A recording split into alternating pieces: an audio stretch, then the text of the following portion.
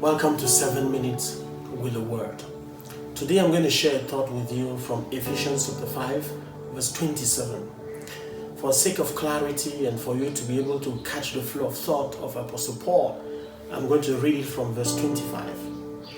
It says, "Husbands, love your wives, even as Christ also loved the church and gave himself for it, that he might sanctify and cleanse it with the washing of water by the word, and that he might present it to himself a glorious church, not having spot or wrinkle or any such thing, but that it should be holy and without blemish." Now, this verse indicates that Jesus is coming back for a glorious church. The Greek term endoxos, that's translated glorious, here communicates the idea of something that is splendid, something that is radiant, something that is noble, something that is held in high esteem, something that is notable. These adjectives are describing the nature of the church Jesus is returning for, a glorious church. But what is a glorious church? Are there characteristics of a glorious church? Are there indicators, observable indicators of a glorious church?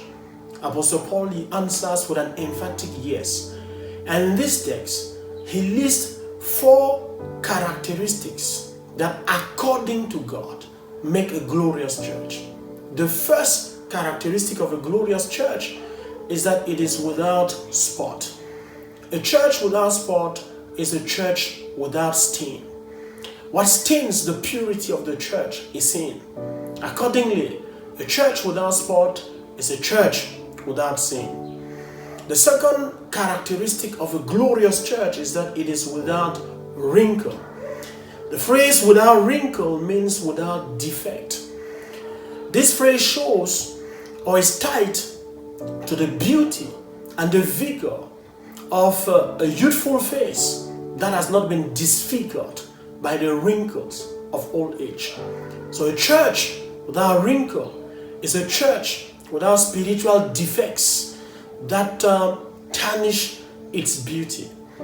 The third characteristic of a glorious church is that it's a church that is holy.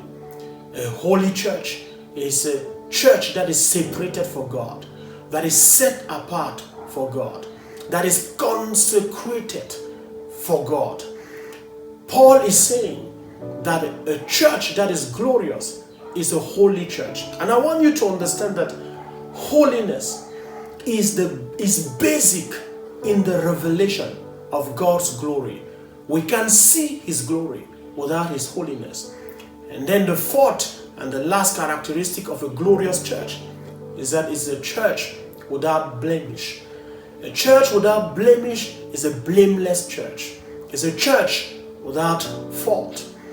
The expression without blemish actually comes from passages of the Old Testament. I'm reminded of Leviticus chapter 1 verse 3, where God prescribes that any sacrifice that was to be brought to him was to be without defect. Any defective sacrifice was rejected and even forbidden. Apostle Paul is seeing a glorious church in this light. It's a church that's free from any spiritual defect. So we've seen 4 characteristics of a glorious church. It is without spot. It is without wrinkle. It is holy. It is without blemish. And the common denominator of all this adjective is purity, is integrity. So a glorious church, a church that's full of God's glory, God's splendor, God's radiance, is a glorious church. The measure of a glorious church is its sanctity. A glorious church is not measured by its material, by its physical or financial standard. The glory of a church lies in its holiness.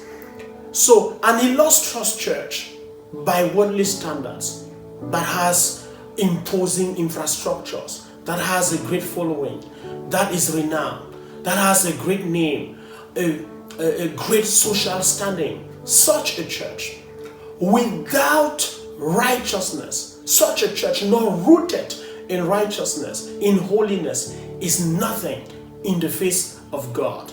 So we need to strive for a glorious church by God's own standards. Sometimes we are so enamored and focused on worldly standards to evaluate our church. But God says a church that is called glorious is a church that is the holy church, that is set apart, that is a church of purity. It is possible to have a great church by worldly standard, to be rich like the church of Laodicea, yet Jesus is outside it. Let's go in for a glorious church. Let your church be a glorious church, and you as a Christian, you also need to be a glorious Christian. Not because you have too much money, not because you are known, not because you have a reputation, but because you live a life of righteousness. God bless you for listening. You help us if you shared this video. God bless you abundantly.